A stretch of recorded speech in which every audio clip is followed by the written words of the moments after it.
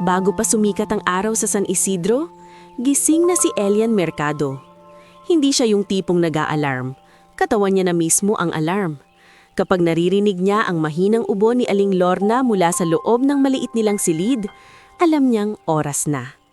Kapag humuni ang manok sa bakuran ni Nanay Fe sa katabing bahay, alam niyang huli na naman siya sa pila sa terminal. Tumayo siya mula sa banig, dahan-dahan para hindi magising ang ina. Sa ilalim ng lumang mesa, nakapatong ang plastik na lalagyan ng gamot, isang baso na may tubig at isang maliit na note na siya rin ang nagsulat kagabi. Dialysis Fund, kahit 50 pesos a day. Kinuha niya ang basahan at pinunasan ng mukha. Hindi siya nagtatagal sa salamin. Ayaw niyang makita kung gaano kabigat ang mata niya. Mas masakit kapag nakikita mong tumatanda ka sa loob ng isang linggo. Lumabas siya sa bahay. Humampas agad ang lamig ng madaling araw sa balat niya. Sa gilid ng kalsada, nakatambak ang mga kahon at lumang gulong na siya mismo ang nagtali kahapon para sa talyer ni Tata Isko. Kapalit noon, pinahiram siya ng mekaniko ng mas maayos na spark plug. Pang isang linggo, sabi. "Ellie!" Sigaw ng boses mula sa gate ng sari-sari store. Si Nanay Fe iyon, naka-duster, may hawak na maliit na supot. "Sandali anak, heto, tinapay, mainit-init pa." "Nay Fe, wad na po." Pero alam niyang hindi pwedeng tumanggi.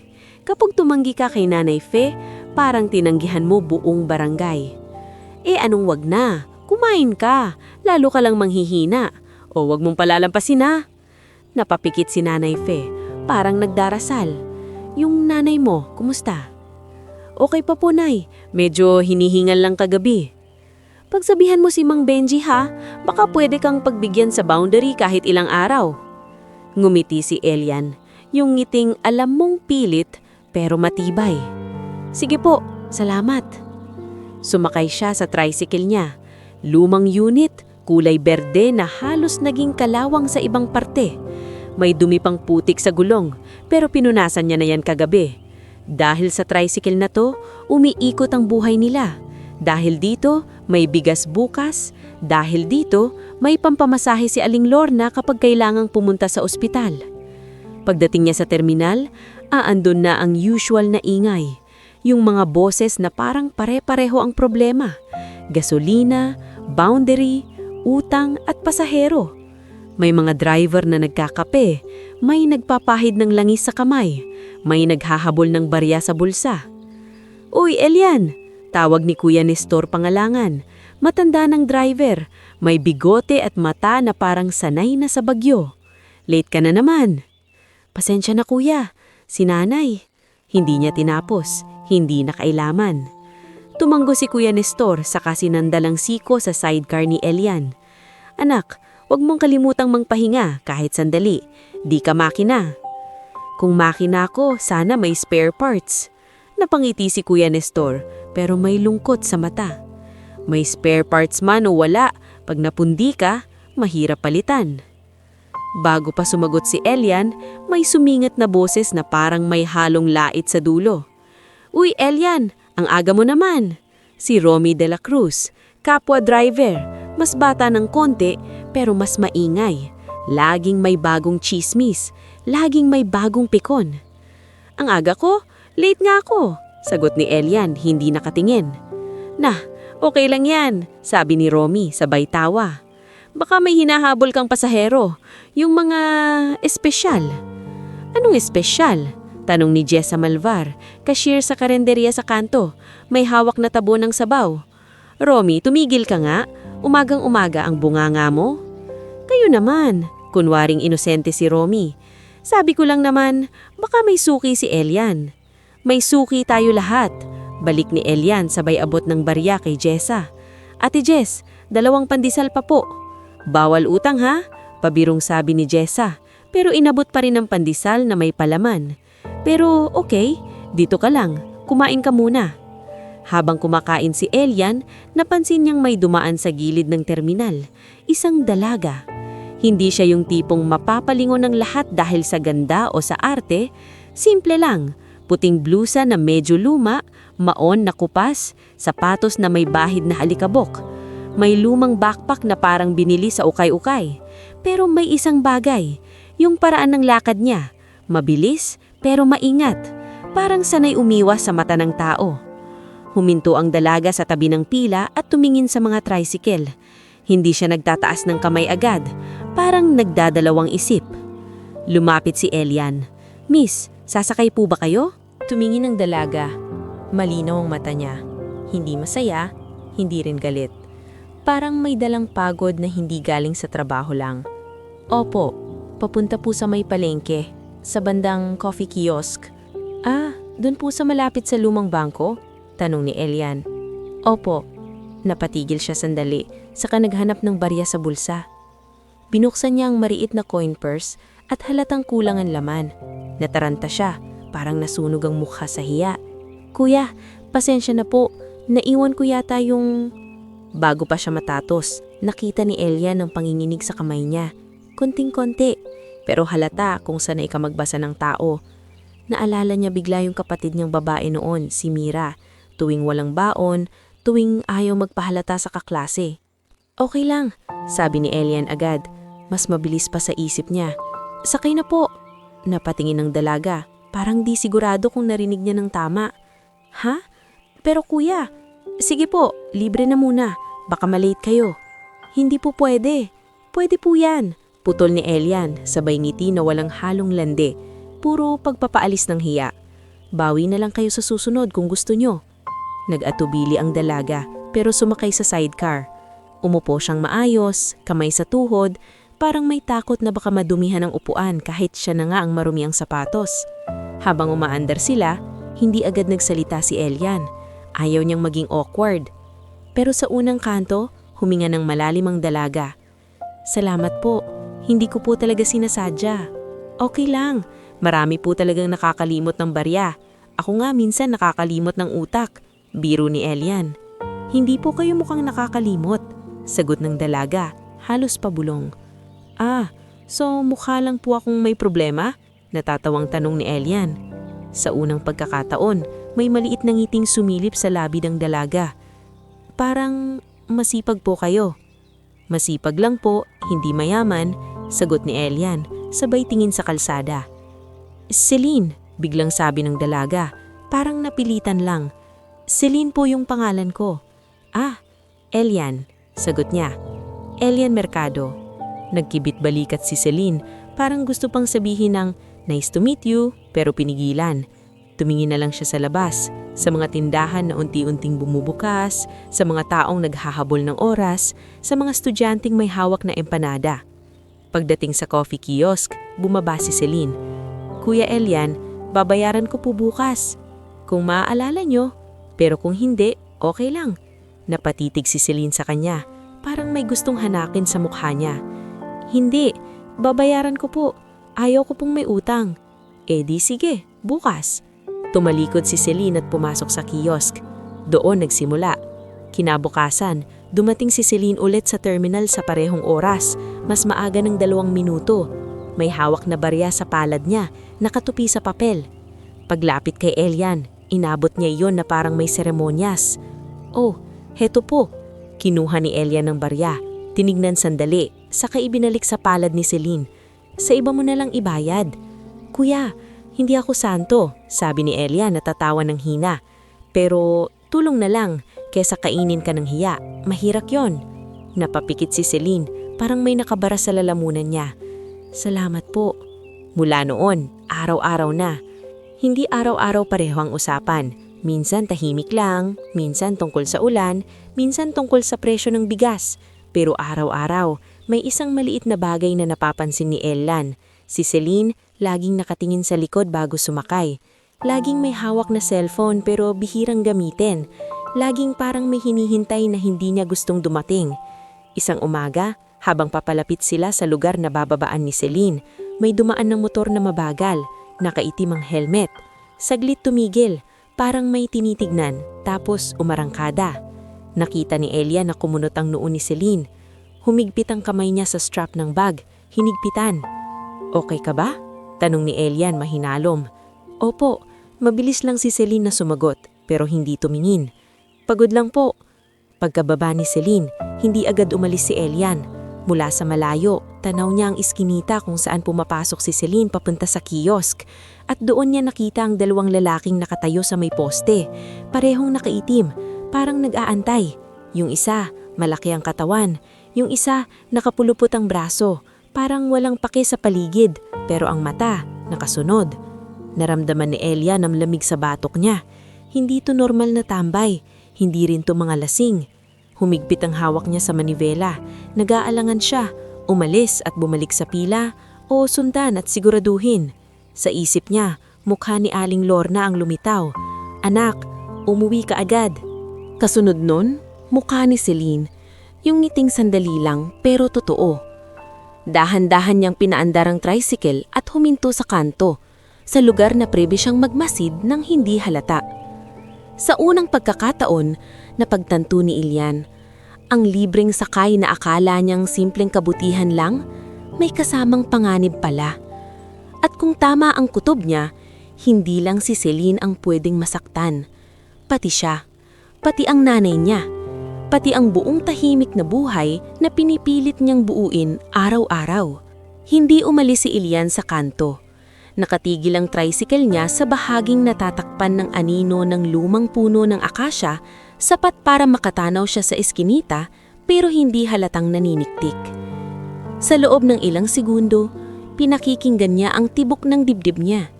Yung tunog na parang kumakatok sa sariling tadyang. Yung dalawang lalaking nakaitim, hindi gumagalaw. Para silang poste, pero buhay ang mata. Lumabas si Celine sa gilid ng eskinita. Hawak ang strap ng bag. Diretso ang lakad papunta sa coffee kiosk. Pagdaan niya, lumingon sandali yung malaki ang katawan. Parang sinukat ang distansya. Yung isa naman, tumanggo lang, parang may konfirmasyong nakuha. Nang makapasok si Celine sa kiosk, sakalang umusad yung dalawa. Hindi sila pumasok, pero lumapit sila sa tapat, tumingin sa loob, saka naglakad palayo na parang walang nangyari. Huminga ng malalim si Elian at napamura sa isip.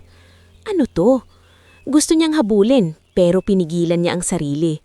Wala siyang ebidensya, wala siyang baril, at higit sa lahat, may nanay siyang naghihintay ng uuwi. Bumalik siya sa terminal, pero ibang-iba na ang pakiramdam ng umaga. Ang ingay ng mga driver, parang mas malakas. Ang usok ng tambucho, parang mas mabigat. At bawat motor na dadaan, parang may kasamang banta. Uy, Ellie! Sigaw ni Kuya Nestor habang nagpapahid ng langis sa kamay. O, bakit parang napapraning ka dyan? Parang may multo. May nakita lang ako, sagot ni Elian. Pilit na normal.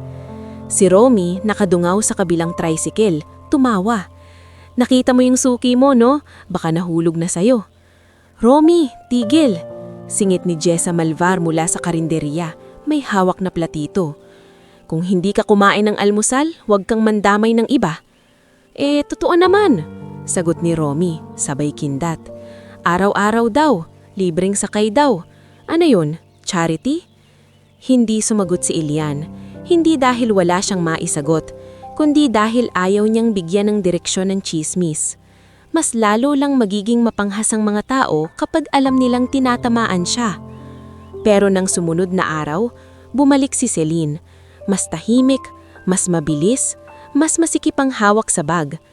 Kuya Elian, sabi habang sumasakay, pwede bang mas mabilis ngayon? May hinahabol ka? Tanong ni Elian sabay andar. Basta po, sagot ni Celine nakatingin sa labas. Sa unang kanto pa lang, napansin ni Elian ang maliit na pasa sa braso ni Celine. Hindi ito sugat na galing sa trabaho. Parang hinawakan siya ng mahigpit. Celine? Dahan-dahang tawag ni Elian. Okay ka ba talaga? Opo, mabilis na sagot. Masyadong mabilis para maging totoo. Tahimik ulit sila. Pero sa gitna ng biyahe, sumigaw ang isang batang tumatawid at muntik sumalpok sa harap ng tricycle. Biglang preno si Elian. Hoy! Sigaw niya. Pero pinigilan niya agad ang galit. Bata lang. Pasensya po kuya. Sigaw ng bata, sabay takbo palayo. Napahawak si Celine sa gilid ng sidecar, nanginginig ang daliri. Kuya Elian, Ingat po. Oo, sagot ni Elian. Ikaw din.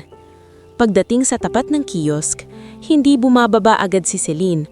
Parang may pinipilit sa lalamunan. Kuya Elian, bakit niyo po ako tinutulungan? Napakunot noon ni Elian. Kasi tao ka at mukhang kailangan mo. Tao rin naman po ang iba, bulong niya. Oo, sagot ni Elian. Pero hindi lahat nakikita kapag may nangangailangan. Napatitig si Celine sa kanya. Parang may gusto pang itanong pero biglang umalingaw-ngaw ang tunog ng motor sa likod. Lumingon si Elian. Isang motor na nakaitimang helmet. Mabagal ang takbo, parang sinasadya ang pagdaan. Nakita niyang napula si Celine. Bumaba ka na, sabi ni Elian, pero hindi niya pinilit. Kung gusto mo, hihintayin kita dito sandali. Hindi na po. Tumayo agad si Celine. Salamat po. Pumasok siya sa kiosk na halos takbo. Pag-alis ni Elian, hindi siya mapakali. Kaya kinagabihan, dumaan siya sa talyer ni Tata Isko. Yung maliit na kubo na amoy langis at kalawang pero laging may ilaw kahit gabi na. Nandito ka na naman, Ellie, bungad ni Tata Isko. Matanda, payat, pero matalas ang mata. Ano, may kumakalansing na naman sa ilalim? Wala po, sagot ni Elian. Tata, may tanong lang ako. Kung may sumusunod sa tao, paano mo malalaman? Huminto si Tata Isko sa pagpihit ng wrench. Anong klaseng tanong yan? Parang pelikula. Hindi po pelikula, sabi ni Elian, lumunok. May babae akong pasahero. May napapansin ako. Parang may mga tao. Hinahabol? Putol ni Tata Isko. Tumanggo si Elian. Sumandal si Tata Isko sa pader, saka sinabihan siya ng mabagal, parang sermon ng taong matagal nang nabungay sa kalsada. Ellie, kapag may ganyan, huwag kang bida-bida, pero huwag ka ring magbulag-bulagan. Hanapin mo muna ang katotohanan, at kung delikado, ipaalam mo sa taong mapagkakatuwalaan. Kanino po? Tulad ni Kuya Nestor, sagot ni Tata Isko.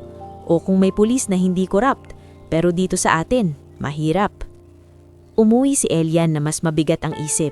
Sa bahay, nadatnan niyang nakaupo si Aling Lorna sa gilid ng kama. Hinihingal, pawis ang noo.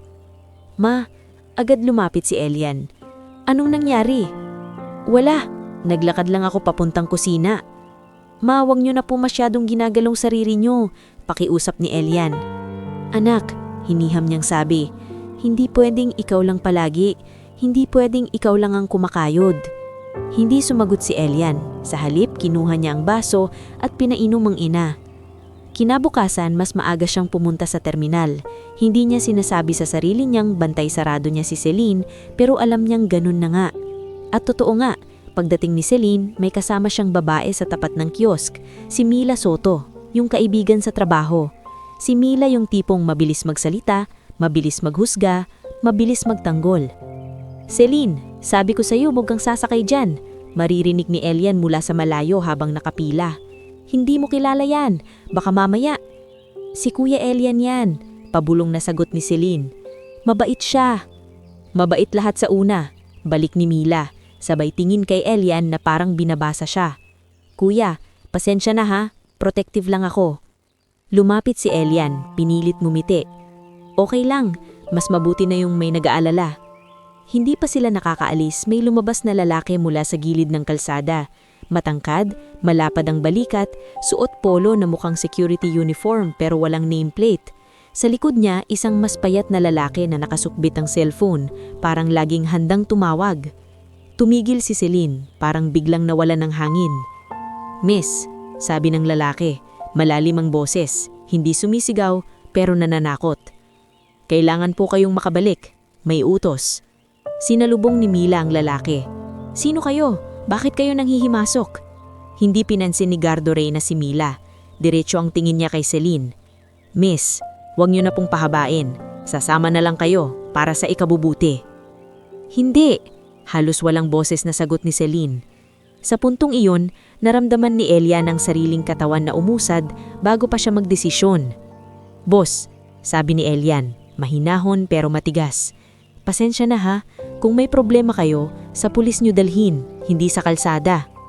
Tumawa ng bahagya si Gardo pero walang saya. Ikaw, sino ka? Driver, sagot ni Elian. At pasahero ko siya. Pasahero mo? Ulit ni Gardo, saka tumingin sa tricycle na parang wala lang. Magkano bayad niya? Hindi sumagot si Elian.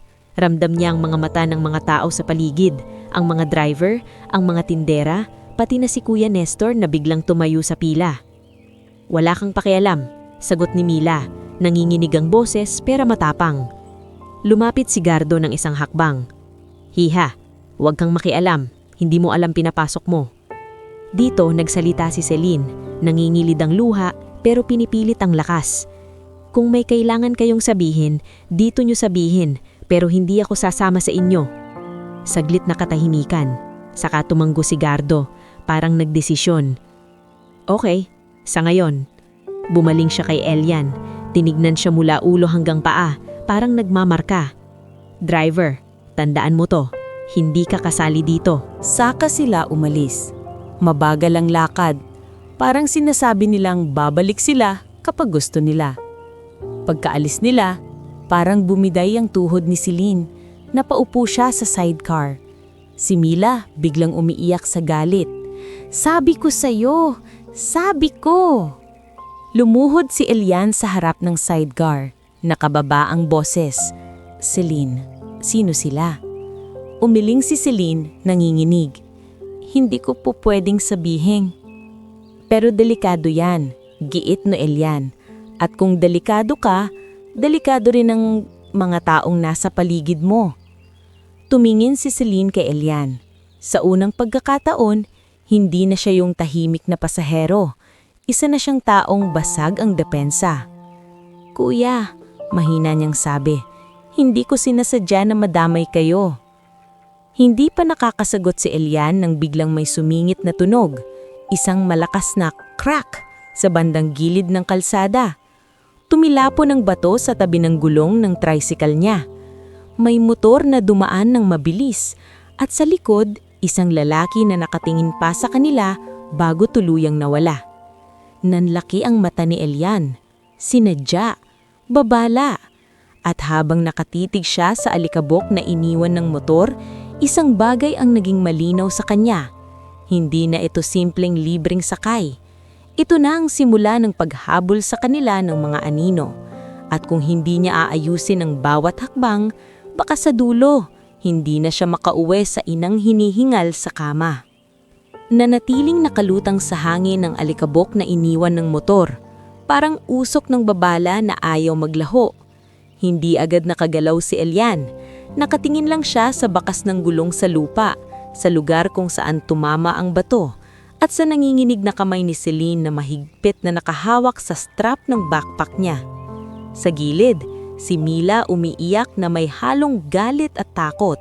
Si Kuya Nestor naman, nakatayo sa may terminal, nakakunot ang noo habang pinagmamasdan ng esena na parang sinusukat kung gaano kalalim ang problemang biglang sumulpot sa harap nila. Kuya Elian, halos pabulmo na sabi ni Celine, uuwi na lang po ako. Hindi, agad sagot si Elian bago pa siya makapag-isip ng maayos. Hindi ka uuwi mag-isa. Mabilis na tumingin si Mila kay Elian. Kuya, okay ka lang? Nakita mo yun? Babala yun. Alam ko, sagot si Elian, huminga ng malalim. Mila, pasok ka muna sa kiosk. Sabihin mo kay Sir Dante na may emergency. Ha? Paano si Celine? Ako na, pero wag kang lalayo. Tumawag ka ng may mapagkakatiwalaan. Hindi man lang nakasagot si Celine pero sumunod si Mila. Tumakbo papasok sa coffee kiosk. Kitang-kita ni Elian kung paano siya naninginig habang nagbubukas ng pinto. Halatang hindi sanay sa ganitong klase ng takot. Dahan-dahang humarap si Elian kay Celine. Sasakay ka. Dadalhin kita sa lugar na maraming tao. Pero hindi dito. Ligtas to sa umaga, pero kapag bumalik sila, mas mahirap. Kuya, nangingilid luha ni Celine. Hindi ko sinasadya. Huwag mo nang sabihin. Putol si Elian, mahinahon pero tigas. Hindi mo kasalanan na may sumusunod sa'yo, pero kailangan mong tulungan din sarili mo. Bumaba si Celine sa sidecar at sumakay ulit, pero ngayon, Hindi na siya umupo ng maayos, para siyang handang tumalon anumang oras. Inandar ni Elian ang tricycle, paikot-ikot sa mas mataong kalsada. Hindi diretsong uwi, hindi diretsong ospital, kundi paikot na parang taktikang itinuro ng kalsada. Kung may sumusunod, huwag magpakita ng direksyon. Sa unang kanto, napansin ni Elian na may motor na tila nakabuntot sa malayo. Hindi niya alam kung pareho, pero pareho ang tunog, yung mabigat na tambutso. Celine, mahina niyang sabi, may kaya ka bang tawagan? Pamilya? Kaibigan? Tahimik si Celine. Tinitigan niya ang daan, parang kinakausap sa sarili sa loob. Meron, pero ayoko.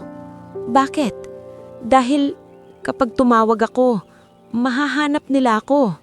Lumunok siya at doon lang tuluyang narinig ni Elian ang totoo. Takot na takot si Celine, hindi lang sa dalawang lalaking iyon, kundi sa mismong mundo na pinanggalingan niya. Hindi na nagtanong pa si Elian. Dinala niya si Celine sa sari-sari store ni Nanay Fe. Hindi dahil ito ang pinakamaligtas na lugar sa mundo, kundi dahil ito ang lugar na alam niyang may mga matang nagmamalasakit.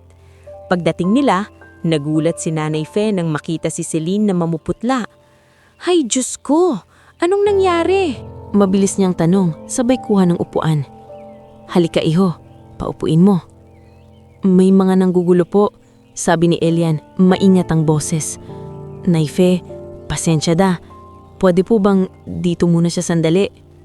Tumanggo si Nanay Fe na parang hindi na kailangan ng paliwanag. Dito ka, Hidja. Inom ka muna ng tubig. Naupo si Celine, hawak ang baso na nanginginig. Sa labas, sumilip si Elian sa kalsada. Wala na ang motor, o baka mas magaling lang magtago. Sa loob ng tindahan, dumating si Kuya Nestor, hingal sa paglakad. Eli, bulong niya. Ano to? Nakita ko yung lalaki kanina. Hindi yung taga rito. Kuya, sagot ni Elian, may hinahabol kay Celine. Sinong Celine? Tanong ni Kuya Nestor, saka napatingin sa dalaga.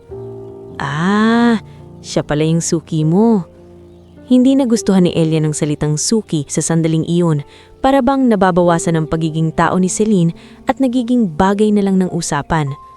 Kuya, mas seryoso niyang sabi, hindi ito chismis, delikado. Tumanggo si Kuya Neston, lumapit kay Nanay Fe. Fe, tawagin mo nga si Captain Ruel, yung retired na pulis, yung kapatid ng kaibigan mo, kahit tanong lang kung anong pwedeng gawin. Naku, oo, sabi ni Nanay Fe, sabay kuha ng lumang cellphone. Nang marinig ni Celine ang salitang pulis, bigla siyang tumayo.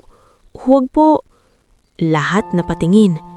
Naluha si Celine, pinilit huminga.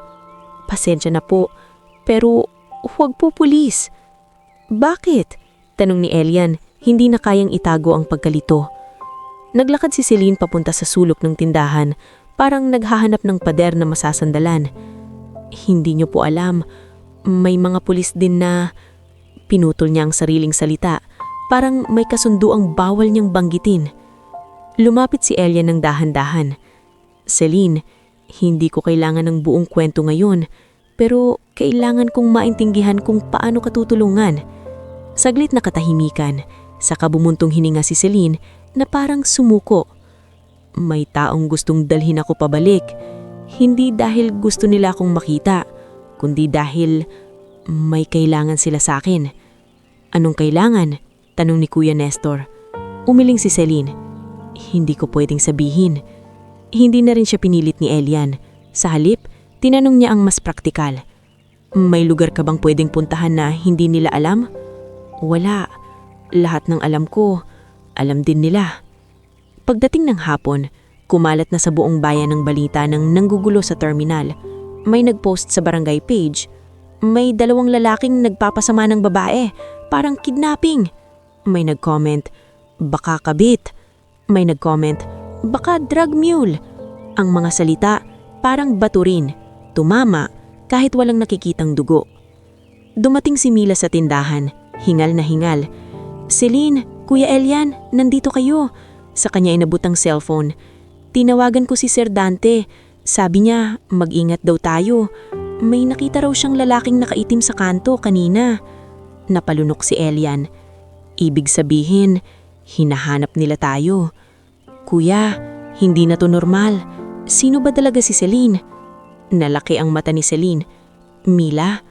Celine, malambot na sabi ni Mila, nanginginig pero tapat. Kaibigan mo ako. Kung may panganib, gusto kong malaman para makatulong. Hindi agad sumagot si Celine. Umupo siya ulit, hawak ang baso na halos wala ng laman. Parang yung tubig ay hindi para uminom, kundi para may hawakan lang siya. Sa gabing iyon, hindi na pinauwi si Celine ni Nanay Fe. Pinatulong niya sa maliit na kwarto sa likod ng tindahan. Si Elia naman, umuwi saglit para tignan si Aling Lorna. Hindi niya kayang iwan ng ina nang hindi nagpapaalam.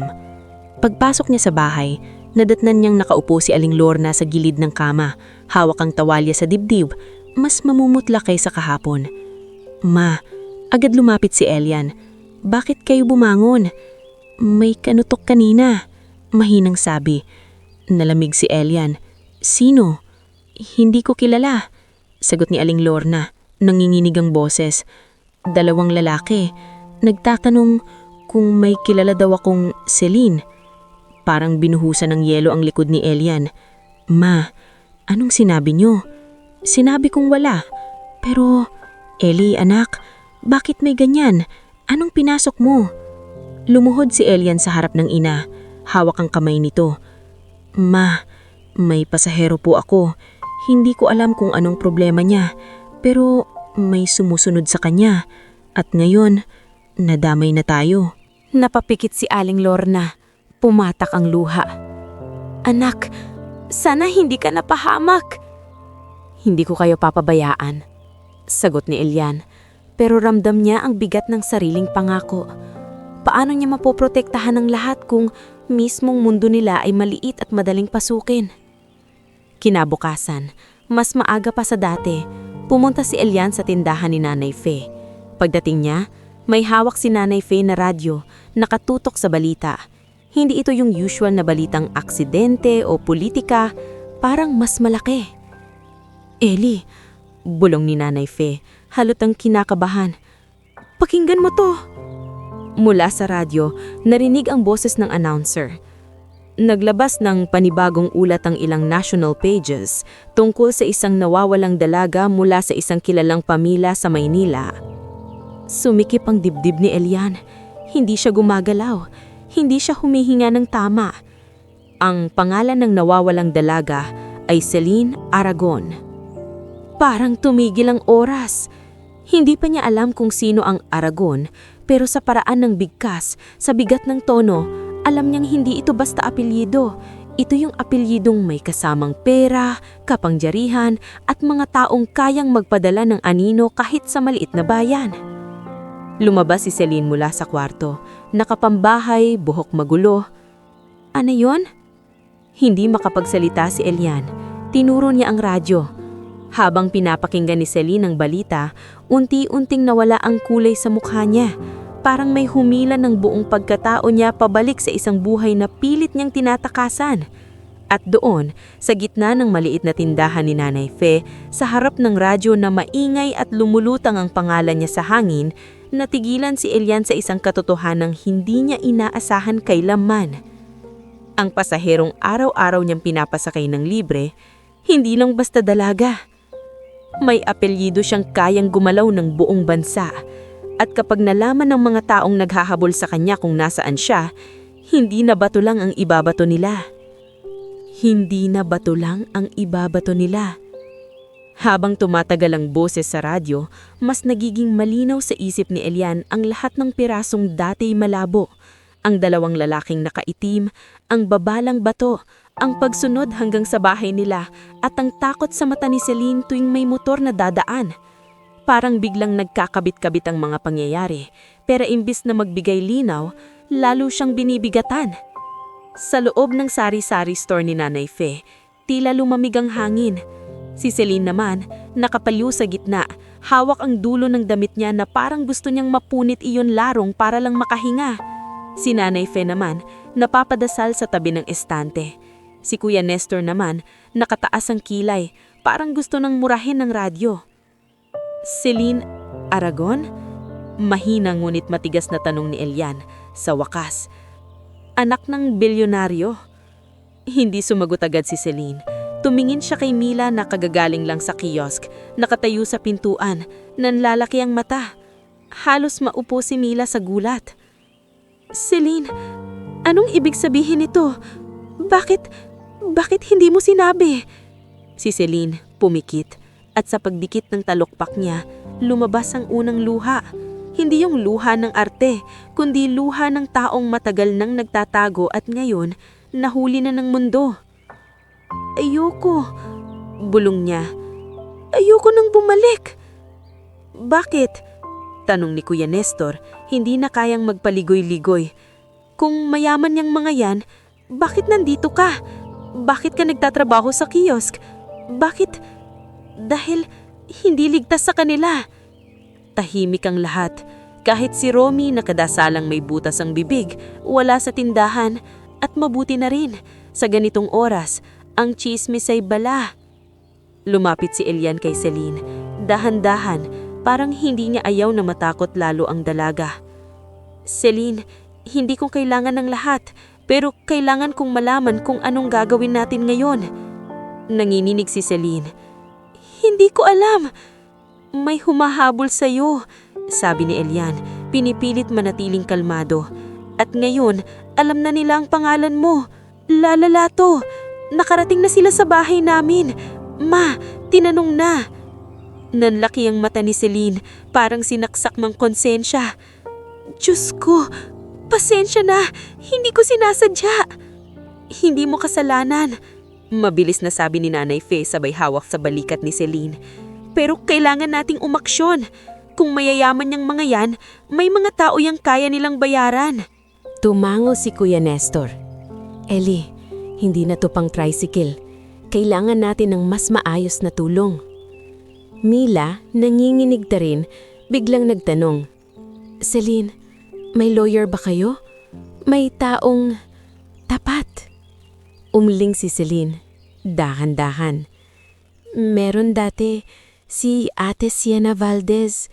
Kaibigan siya ng mama ko. Pero matagal ko na siyang hindi nakita. Baka hinahanap din nila. Name pa lang, parang may laban, sabi ni Kuya Nestor. Kailangan nating hanapin yan. Paano? Tanong ni Elian. Wala akong pamasahe pa Maynila.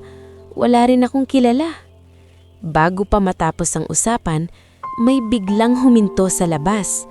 Motor. Isang motor, mabagal, parang dumidikit ang tunog sa pader. Tumigil ang lahat. Dahan-dahang sumilip si Elian sa bintana ng tindahan. May isang lalaking nakaitim na helmet nakahinto sa tapat. Sa likod niya, isa pang motor sa malayo. Hindi siya sigurado kung sila yung mga nakita niya, pero pareho ang pakiramdam, ang bigat ng presensya. Kita na nila, bulong ni Elian. Napasigaw si Mila sa takot. Anong gagawin natin? Nanay Fe, patayin mo ang ilaw, sabi ni Kuya Nestor. Mila, isara ang pintuan sa likod. Ellie, dalhin mo si Celine sa kwarto. Walang nagtanong. Kumilos silang parang sanay na sa sakuna, kahit hindi naman. Sa likod ng tindahan, sa maliit na kwarto na amoy bigas at sabon, naupo si Celine sa sahig. Naninginig ang tuhod niya. Si Elian nakatayo sa pinto. Hawak ang lumang kahoy na pamalo, hindi armas, pero may hawak lang siya para hindi maramdaman ang sariling kahinaan. Kuya Elian, mahina si Celine. Kung aalis na lang ako, hindi na kayo madadamay. Tumango si Elian, pero hindi sa pagsang-ayon. Kung aalis ka mag-isa, mahahanap ka nila. At kapag nahuli ka nila, hindi ko alam kung anong gagawin nila sa'yo. Napapikit si Celine, umiiyak. Ayoko na, pagod na ako. Sa labas, may kumatok ng malakas sa harap. Miss! Boses ni Gardo Reyna, malinaw kahit sarado ang pinto. Alam naming nandyan ka, wag mong pahabain. Nanginig si Celine, parang gusto nang sumigaw. Narinig ni Elian ang boses ni Nanay Fe sa labas, matapang kahit nanginginig. Walang Celine dito, Lumayas kayo, tatawag ako ng barangay. Tumawa si Gardo, walang kaba. Barangay? Huwag nyo kaming lokohin. Miss, utos to. Kung ayaw mong madamay sila, lumabas ka. Napamura si Elian sa isip. Ito ang klase ng pananakot na hindi mo pwedeng sagutin ng tapang lang dahil ginagamit nila ang konsyensya. Lumapit si Kuya Nestor sa likod. Bulong, Eli, may paraan. Kilala ko si Captain Ruel Sarmiento, retired na pulis, yung sinasabi ni Nanay Fe. Hindi siya corrupt. May dati siyang koneksyon sa Maynila. Pwede nating tawagan ngayon. Muling umiling si Celine, takot na takot. Pulis? Hindi siya basta pulis, retired, at may utang na loob kay Fe. Sa oras na iyon, naramdaman ni Elian na wala silang pagpipilian. Tumango si Elian. Tawagan niyo. Sa gitna ng katahimikan, narinig nila ang mahinang tunog ng keypad. Si Nanay Fe, tumatawag. Ilang segundo ang lumipas na parang minuto. Ruel? Halos pabulong si Nanay Fe. Kailangan namin ng tulong. May mga lalaking naghanap ng dalaga, anak ng Aragon.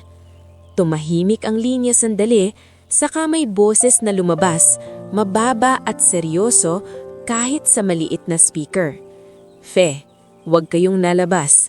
Ilang lalaki? 2, may motor. Armado ba? Hindi ko alam. Makinig ka, huwag niyong haharapin. I-lock niyo lahat at kailangan niyong umalis dyan bago dumami. May safe route papunta sa lumang bodega sa kabilang barangay. Nandun si Katino, kaibigan ko. Pupuntahan ko kayo. Ngayon? Tanong ni Nanay Fe. Ngayon, sabi ni Captain Ruel. At isang bagay, kapag sinabi mong Aragon, hindi to simpleng kaso. May mga taong malalakas.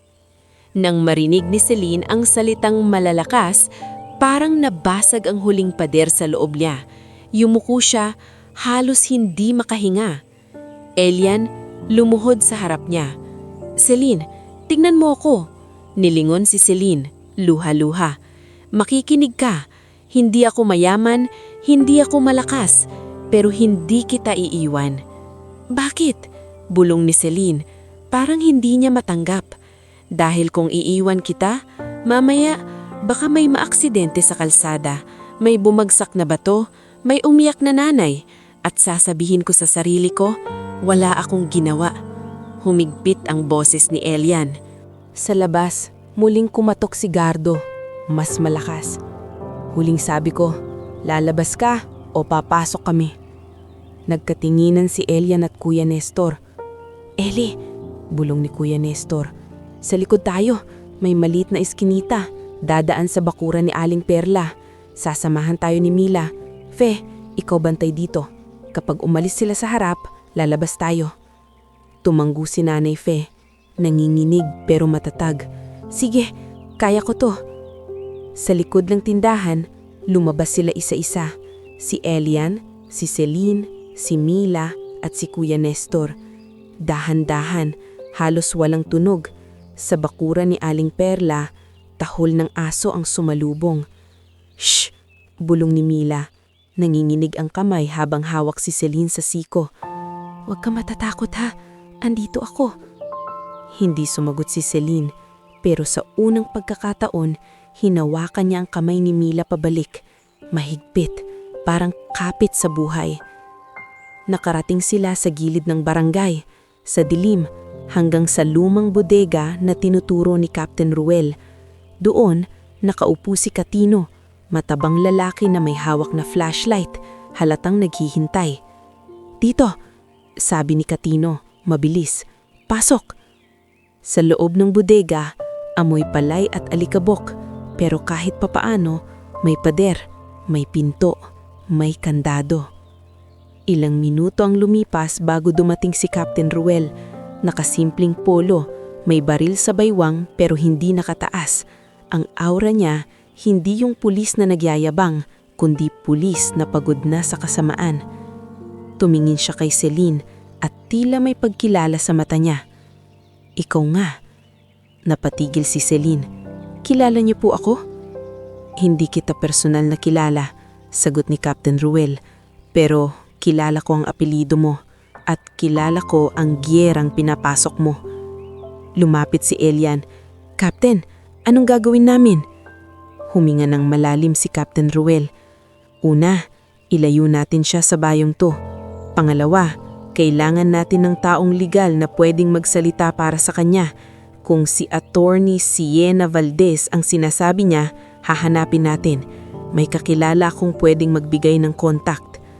Nila ng lalaki ang mata. Ibig sabihin, pa-Maynila. Tumanggo si Captain Ruel. Oo, pero hindi basta uwi, hindi basta balik sa pamilya dahil may mga tao sa loob mismo na posibleng kalaban. Ang pinakamapanganib minsan, hindi yung nasa labas, kundi yung nakaupo sa mesa. Nang narinig ni Celine iyon, parang mas lalo siyang nanghina. Umupo siya sa sako ng bigas, yakap ang sarili. Celine, sabi ni Captain Ruel, mas malambot. Hindi kita pipilitin, pero kung mananatili ka dito, mauubos ang proteksyon at kapag dumami sila, hindi na kayo makakagalaw. Sa Maynila, may mas maraming mata, may mas maraming paraan, pero mas maraming ahas. Sumiksik ang lalamunan ni Elian. Captain, paano si nanay ko? Nasa bahay, baka balikan nila. Aayusin natin, sagot ni Captain Ruel. May kaibigan akong nurse sa ospital ng bayan. Pwede nating ilipat pansamantala si Aling Lorna sa mas secure na ward at sasabihan ko rin si Nanay Fe na wag mag-isa. Tumanggo si Elian pero ramdam niyang papasok siya sa isang mundo na hindi niya alam. Tricycle driver siya. Ang kaya niya lang, kalsada at diskarte. Pero ngayon, may apelyido na siyang bitbit sa tabi niya. Isang apelyidong may kapalit na peligro. Sa isang sulok, tahimik na nagsalita si Celine, halos hindi marinig. Kung aalis tayo, hindi na ako makakabalik sa dati. Tumingin si Elian sa kanya. Wala na rin namang dati sa'yo, Celine. Kinuha na nila. Tumayo si Celine, pinunas ang luha. Sa unang pagkakataon mula nung narinig niya ang balita, may tumigas sa mukha niya. Hindi yabang, kundi desisyon. Captain, sabi niya, hanapin natin si Attorney Siena. Tumanggo si Captain Ruel. Ngayon din. At sa labas ng lumang bodega, sa ilalim ng malamlam na buwan, nagsimula ang pag-alis nila sa San Isidro. Hindi bilang mga taong naghahanap ng ginhawa, kundi bilang mga taong pumapasok sa giyera na hindi nila pinili pero kailangan nilang tapusin kung gusto nilang mabuhay. Hindi pa man sumisikat ang araw, umalis na sila. Mula sa lumang bodega, lumabas si Elian na parang nananaginip. Ang hangin ng San Isidro na dati ay amoy usok at pandesal, ngayon ay amoy paalam. Sa tabi niya, si Celine, hawak ang backpack na halos buong buhay niya ang laman. Si Mila nakasiksik sa likod ng lumang van ni Katino, tahimik na tahimik. Kahit siya na dati ay puro salita, parang nauubusan ng boses kapag napapansin niyang totoong-totoo ang panganib. Si Captain Ruel ang nagmamaneho. Hindi siya nagmamadali, pero bawat liko niya ay parang pinag-isipan. Ang ruta, hindi diretsyo. Dumaan sila sa mga kalsadang hindi matao, sa mga barangay na walang CCTV, sa mga daang pwedeng magpalit ng direksyon kung may susunod. Captain! Mahinang tanong ni Elian habang nakatingin sa side mirror. Sigurado po ba tayo na hindi tayo sinusundan? Hindi mo pwedeng masigurado sa ganitong laban, sagot ni Captain Ruel. Ang kaya lang natin, maging mas maingat kesa sa kanila. Sa unang checkpoint, hindi sila dumaan. Lumiko sila bago pa makita ng mga tanod ang van. Sa pangalawa, dumaan sila. Pero parang ordinaryong biyahe lang. May dalang sako, may kahon, may plastik na may lamang prutas. Si Katino nag-imbento ng kwento sa mga bantay. Magde-deliver lang boss, palay, gulay, para sa may resort. Tinitigan ni Elian ang kamay niya. Namamalayan niyang naminginig siya, hindi sa lamig, kundi sa pakiramdam na ang buhay niya, yung simpleng buhay ng tricycle driver, ay biglang naipasok sa isang pelikulang hindi niya inodisyonan. Pagdating sa bayan, unang inasikaso ni Captain Ruel ang isang bagay, ang nanay ni Elian. Sa ospital ng San Isidro, nagmamadali silang pumasok sa ward kung saan nakahiga si Aling Lorna. Si Nurse Patino, yung matagal nang nagte-text kay Elian kapag may kakaiba, sinalubong sila sa hallway. Payat siya, may eye bags, pero matapang ang tindig. Elian, bulong niya. Buti nandito ka. May mga lalaki na naman kahapon. Nagtanong, buti hindi sila pinapasok sa ward. Napapikit si Elian. Nurse, pasensya na, nadamay kayo. Hindi ka na bata, Ellie, sagot ni Nurse Patino, sabay tingin kay Captain Ruel. Ikaw ba yan, Ruel? Grabe, ngayon lang kita ulit nakita. Tumanggo si Captain Ruel. Patino, kailangan kong ilipat si Aling Lorna sa mas secure na room, may banta. Lumamig ang mukha ni Nurse Patino pero hindi siya nagulat. Sige, may bakanting private room sa dulo. Hindi man sosyal pero malayo sa labas. Ako bahala. Pumasok si Elian sa kwarto. Si Aling Lorna, nakahiga, mas maputla, pero nagliwanag ang mata nang makita ang anak. Anak? Mahinang niyang sabi. Bakit parang may bagyo sa mukha mo? Lumapit si Elian at hinawakan ng kamay ng ina. Ma, ililipat muna kayo ng kwarto. Mas ligtas. Bakit? Nanginginig ang tanong ni Aling Lorna. Saglit siyang tumingin kay Celine na nakatayo sa pintuan. Ayaw makialam pero halatang nag-iipon ng lakas. Si Aling Lorna, nakita siya at bahagyang umangat ang kilay. Sino siya? Tanong ng ina. Huminga si Elian. Ma, sila yung pasahero ko, si Celine. Tahimik si Aling Lorna, saka mahina ang boses. Yung tinatanong ng mga lalaki? Tumanggo si Elian. Napapikit si Aling Lorna, pumatak ang luha. Anak, huwag mong pababayaan ang sarili mo. Hindi po, sagot ni Elian, pero alam niyang hindi ito pangakong madaling tuparin. Matapos mailipat si Aling Lorna, dumiretso sila palabas. Si Captain Ruel, mabilis na nagbigay ng instruksyon kay Nurse Patino at sa isang gwardya ng ospital na kilala niya, si Guard Nolly. Walang papasok dito ng hindi kilala. Kapag may nagtanong, sabihin niyong nilipat sa labas, kahit hindi. Tumanggo si Guard Nolly, seryoso. Opo, Captain. Pagkatapos ng ospital, saka palang tuluyang umalis ang van patungong Maynila. Habang lumalayo sila sa San Isidro, si Celine nakatitig sa bintana. Walang luha, pero yung panga niya mahigpit. Yung mata niya parang pinipigil ang pagbagsak. Celine, mahinang sabi ni Mila. Okay ka ba? Umiling si Celine. Hindi, tapat na sagot. Pero kailangan. Sa loob ng van, tumunog ang phone ni Captain Ruel. May tumatawag. Valdez. Basa niya sa screen. Ayos. Tumigil ang puso ni Elian sa kaba. Si Attorney Siena ba yan? Sinagot ni Captain Ruel sa speaker. Siena, ako to, Ruel. May boses na lumabas, malinaw at matalas. Babae na parang sanay sa pag-aaway ng mundo. Ruel, bakit? Akala ko matagal ka nang nawala sa eksena. Hindi na to pwedeng iwasan, sagot ni Captain Ruel. Nasa akin si Celine. Biglang katahimikan sa kabilang linya. Saka lumabas ang boses ni Attorney Siena, mas mababa, mas seryoso.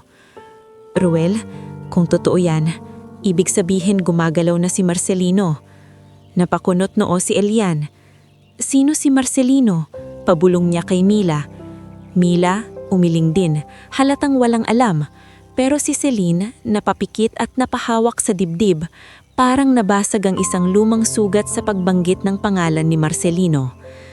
Attorney, mahina pero malinaw na sabi ni Celine sa speaker.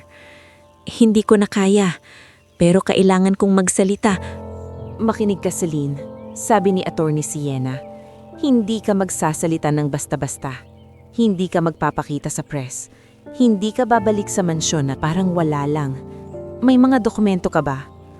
Meron, sagot ni Celine. USB, iniwan ni Mama. Humigpit ang tono ni Attorney Siena. Huwag mong ilalabas hanggat hindi kita nakikita. At huwag mong ipagkakatiwala kahit kanino, kahit sa pamilya. Nanlamig si Elian sa salitang kahit sa pamilya. Kung ganito kalala, ano pa ang laban ng isang tricycle driver? May meeting ako ngayong gabi, sabi ni Attorney Siena, sa isang charity gala ng Aragon Group. Andun ang board, investors at press. Andun si Marcelino. Kung gusto nating putulin ang galamay niya, doon natin sisimulan. Pero kailangan ko si Celine sa safe place, hindi sa gala agad. May safe place kami, sagot ni Captain Ruel. Kondo ni Carmina Yu, tapat sa lumang simbahan. Good, sagot ni Attorney Siena. Magkita tayo doon pagdating nyo. At Ruel, ingat, madumi ang paligid. Napatigil ang tawag. Tahimik ang van. Charity gala? Bulong ni Mila. Parang hindi makapaniwala. Parang artista? Hindi, sagot ni Captain Ruel. Mas delikado pa. Kapag gala, maraming mata. Kapag maraming mata, maraming baril na nakatago. Pagdating sa Maynula, ibang mundo ang sumulubong kay Elian. Ilaw, ingay, sirena, mga sasakyang parang hindi nauubos. Nararamdaman niyang lumiliit siya habang papasok sa lungsod, parang ang San Isidro niya ay isang maliit na tuldok lang sa likod. Sa kondo ni Tita Carmina Yu, sinalubong sila ng isang babaeng elegante pero hindi mayabang. Maayos ang buhok, simple ang damit, pero halatang sanay sa mataas na mundo. Celine, sabi niya, halos may iyakan. Anak, akala ko... Tita Carmina, mahina ang boses ni Celine pero lumapit siya at yunakap ang babae. Dito, sa unang pagkakataon, nakita ni Elian na may parte pala si Celine na gusto ring umuwi, pero sa tamang tahanan, hindi sa maling kamay. Tumingin si Tita Carmina kay Elian. Ikaw si... Elian po, sagot niya, nahihiya. Driver. Tumanggo si Tita Carmina, parang sinusukat ang kabutihan. Salamat sa pagdala sa kanya ng buhay. Pagdating ni Attorney Siena Valdez, parang dumating ang bagyong may direksyon. Naka-blazer siya kahit gabi, matalimang mata, walang sayang na salita. Celine, sabi niya, diretso. Nasa ng USB. Inabot ni Celine ang maliit na USB mula sa ilalim ng bag, balot sa tissue at tape, parang lihim na pwedeng pumatay o magligtas.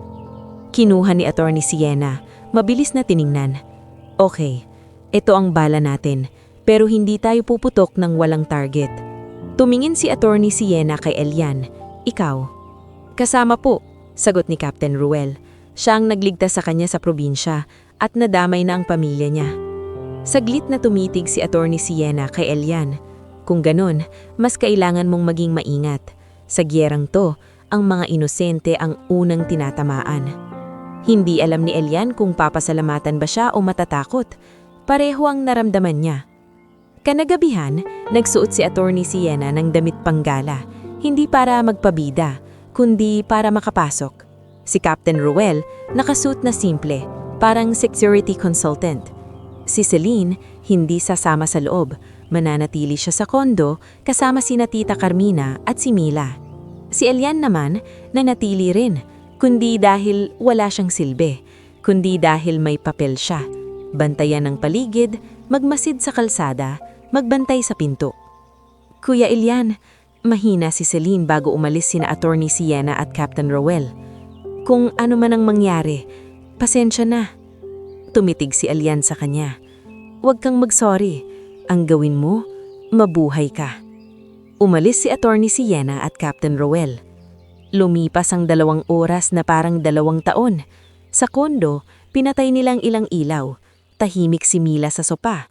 Hawak ang cellphone, nakahandang tumawag. Si Tita Carmina nakaupo sa mesa, nagdarasal ng paanas. Si Celine nakatayo sa bintana, nakatanaw sa mga ilaw ng siyudad na parang dagat ng panganib. At si Elian nasa may pinto, hawak ang maliit na pamalo na parang walang saysay sa Maynila, pero ayaw niyang walang hawak. Nang tumunog ang phone ni Mila, sabay-sabay silang napalingon. Text ni Attorney Siena. Bulong ni Mila, binasa ang screen. Nasa loob na kami. Marcelino is here. Press is ready. Prepare. Humigpit ang dibdib ni Elian. Eto na. Ilang minuto pa ang lumipas, may sunod na text. Attempted grab. Gardo is here. Ruel intervened. Stay locked. Nanlamig si Celine. Napaupo. Andun siya. Hindi ka lalabas. Matigas na sabi ni Ilian. Hindi ka pupunta doon. Sinabi ni Attorney Sienna. Parang may gustong tumayo si Celine. Gustong tumakbo sa sariling laban pero pinigilan niya ang sarili. Para siyang taong gustong sumigaw pero kailangan munang mag-ipon ng lakas. Isa pang text ang dumating. Mas mahaba. Sending files to journalist Marga de Vera now. If they cut us off, story will still live. Hindi man maintindihan ni Ilian ang lahat ng galaw sa loob ng gala, naiintindihan niya ang bigat ng salitang story will still live. Ibig sabihin, kung may mangyari sa kanila, may katotohanang lalabas pa rin. At doon, sa gitna ng Maynila, sa isang kondo na hindi kanila, naupo si Ilian sa gilid ng pinto at napagtanto niyang may pag-asa pala ang mahirap hindi dahil may magbibigay ng pera, kundi dahil may mga taong handang ilabas ang katotohanan kahit masunog. Makalipas ang halos isang oras, bumukas ang pinto. Pumasok si Captain Ruel. May pasa sa gilid ng labi pero nakatayo pa rin. Sa likod niya, si Attorney Sienna. Mukhang pagod pero matalim ang mata. Parang nanalo sa unang round. Tapos na? Agad tanong ni Celine. Halos hindi makahinga. Hindi pa. Sagot ni Attorney Sienna. Pero nagsimula na ang pagbagsak. Nasaan si Marcelino? Tanong ni Tita Carmina. Hindi na siya makakagalaw ng tahimik. Sagot ni Attorney Sienna. Na-freeze na ang ilang transaksyon. May regulators nang nakatanggap at ang press hindi na kontrolado. Tumingin si Attorney Sienna kay Celine. Celine, bukas, ikaw ang magsasalita. Hindi sa gala. Sa tamang lugar, may proteksyon at may papeles. Naluha si Celine pero hindi siya bumigay. Tumanggo siya. Parang taong sa wakas ay pumipili ng sariling buhay. Tumingin si Captain Ruel kay Ilian. Ili, may masamang balita. Nanlamig si Ilian. Ano po? May ulat. Dahan-dahang sabi ni Captain Ruel na may mga taong nagtanong ulit sa ospital sa probinsya. Hinahanap si Aling Lorna. Parang bumagsak ang mundo ni Ilian. Pero bago siya tuluyang madurog, lumapit si Attorney Sienna at nagsalita. Diretso, walang palamuti. Hindi ka namin pababayaan. Ako ang magpapadala ng security sa ospital. At kapag natapos to, Ilian, may paraan tayong ayusin ang buhay mo ng legal. Hindi dahil utang ng loob, kundi dahil nadamay ka sa isang krimen. Hindi agad nakapagsalita si Ilian. Hindi siya marunong tumanggap ng ganyang pangako. Sanay siyang lumalaban mag-isa. Pero sa pagkakataong iyon, tumingin siya kay Celine at nakita niya ang parehong takot at parehong tapang. At sa unang pagkakataon, naisip niya, baka hindi lang ito kwento ng isang tricycle driver na tumulong sa dalaga. Baka ito ang simula ng pag-angat nila, hindi sa yaman, kundi sa dignidad. Sa labas, patuloy ang ingay ng syudad. Pero sa loob ng kondo, may katahimikan na may direksyon. Bukas, haharap sila sa katotohanan at hindi na sila babalik sa dating buhay na puro takot at pagtatago.